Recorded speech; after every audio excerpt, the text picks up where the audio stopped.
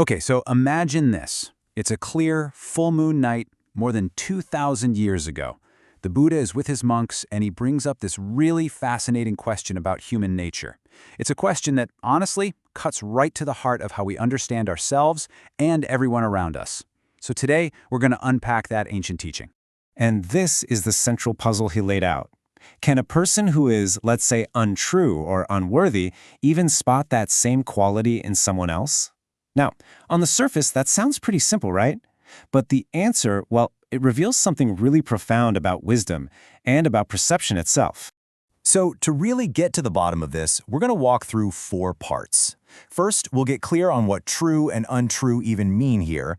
Then we'll build a super detailed profile for each one. And finally, we'll look at where these paths lead and, of course, answer that big opening question. All right, let's dive right in by getting our terms straight. The original teaching uses these very specific words from the ancient Pali language to describe these two kinds of people. So, the 2 key terms you need to know are asapurisa, that's the untrue or unworthy person, and sapurisa, the true or worthy person. But, and this is the important part, these aren't just simple labels like good guy, bad guy. They're actually describing a person's entire way of being, from the inside out. So, what does an asapurisa, an untrue person, actually look like? Well, the text gives us this really clear, multi-layered profile, and it all starts with their inner qualities. You know, at their very core, the untrue person is really defined by what they lack. They're described as faithless, meaning they have no real trust in moral principles. They're shameless and reckless, so there's no inner conscience, no real fear of doing the wrong thing. And it continues from there. They're unlearned, lazy, unmindful, and ultimately, unwise. And of course, this inner state just naturally spills over into their social life. The teaching points out that an untrue person actually seeks out other people who are just like them. You know, faithless, shameless, and unwise. They basically create this echo chamber that just constantly reinforces their own negative character. Now let's peek into their inner world for a second. Their thoughts, their plans, the advice they give, it's all pointed towards causing harm. It doesn't matter if it's for themselves, for other people, or for everybody involved. Their whole mindset is fundamentally aimed at affliction. And that harmful mindset, it has to come out somewhere. It just naturally pours out into their words and their actions. We're talking about things like lying, speech that divides people, and just plain harsh words. And physically, it shows up as actions that harm life, taking what's not yours and sexual misconduct. And finally, all of this leads to a pretty skewed worldview. They basically operate as if there are no consequences for anything. No karma, no afterlife, nothing.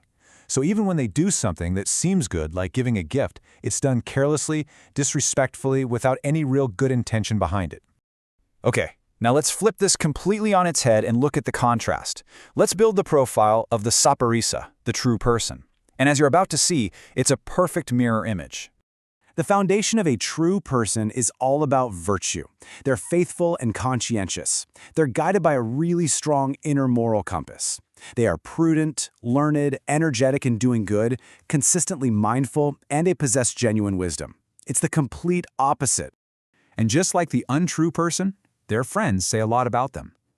A true person actively looks for the company of other true people, building friendships that really support growth in all these positive qualities. It's a supportive circle, not an echo chamber. So for the true person, the guiding principle is non-harm, and that completely shifts their internal world. All their thoughts, their plans are shaped by it. Their core intention is always to act for the well-being of themselves, of others, or of everyone. Never, ever to cause affliction. And this intention then translates directly into how they live. They actively choose to refrain from harmful speech, like lying or slander. They make a conscious effort to abstain from actions that would cause harm, things like violence, theft, or misconduct. It's a deliberate choice to live harmlessly. This all comes from a worldview that's based on understanding. A true person gets that actions have consequences. That's karma.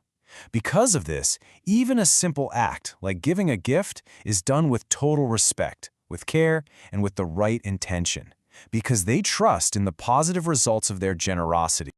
Okay, so now that we have these 2 complete profiles side by side, we can finally explore where each path leads and solve that puzzle the Buddha posed right at the very beginning. The text is super clear about the outcomes here. The path of the untrue person, the one defined by harm and a lack of virtue, is said to lead to really unfortunate places after death. But in contrast, the path of the true person leads to fortunate ones, described as achieving greatness among humans or even divine beings. And here it is. This is the big answer to our question. The text states, without a doubt, that an untrue person cannot recognize another untrue person, and they can't recognize a true one either. It's like their own lack of wisdom makes them fundamentally blind to character. The true person, on the other hand, can recognize both. Their own inner clarity and wisdom lets them see these qualities, not just in other people, but in themselves too. So you see, this ancient teaching isn't really about judging other people. It's actually a mirror for looking at ourselves. The ultimate takeaway is that the ability to see the world clearly, it all starts with cultivating clarity inside. And the question it leaves us with is a really powerful one. Which of these qualities are you choosing to build right now in your own thoughts, words, and action?